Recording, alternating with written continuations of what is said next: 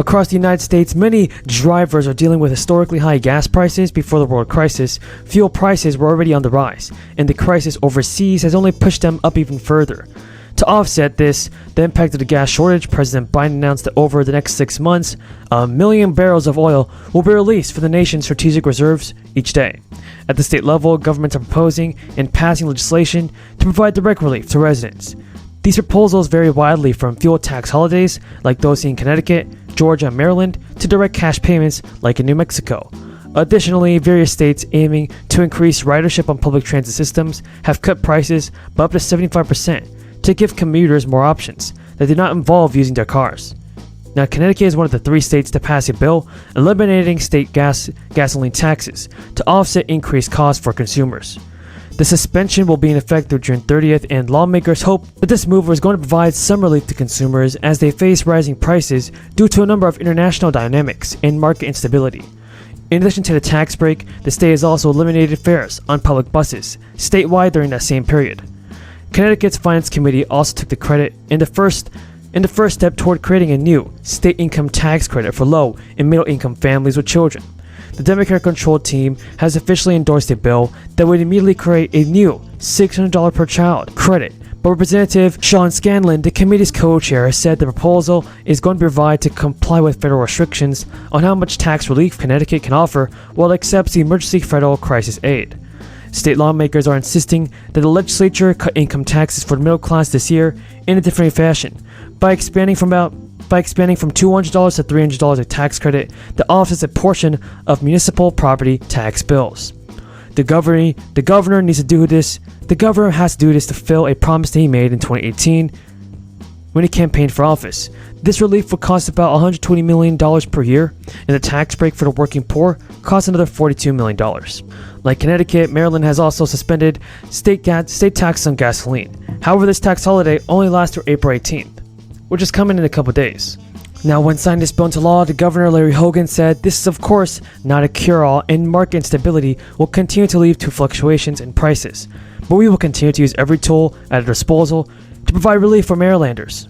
Looking forward, Governor Hogan has said that he would like to see the state legislature eliminate the automatic gas tax increases that form part of Maryland's state tax law. In December 2021, Indiana's Governor Eric Holcomb had proposed that the eligibility requirements to receive a $125 payment be expanded to those without a reported income. Now, a bill to send these payments was passed earlier in the year in light of increased inflation after the state experienced a historic budget surplus.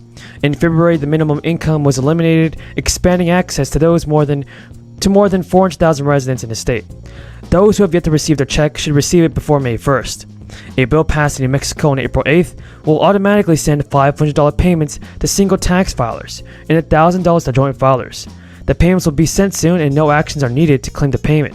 The passage of the bill came after the governor had requested lawmakers return to the Capitol for a special session to provide relief as gas prices were soaring. The state will also take steps to lower the price of public transportation as gas prices hit record highs in some parts of the state. Folks, that's really great, and I think that President Biden should definitely do his part in helping out the American people with more stimulus checks. If you guys agree, tell me in the comments down below. In Pennsylvania and Pittsburgh, but to see other parts of what was going on, but the Union Pacific Railroad is buying electric locomotives that are being built in Erie, Pennsylvania.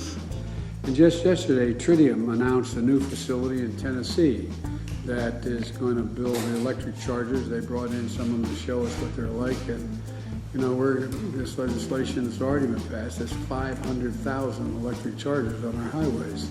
And it's going to change the dynamic of not only how we travel, but the economy along the way as well. Because, at any rate, companies are investing in clean energy futures. The world is betting on American workers to build it and the American people to buy it. And then we're investing in clean energy. It's a stronger, more resilient grid, 100% clean electricity by 2035. And that's a major piece of the puzzle and one of the commitments that I made when I tried to do.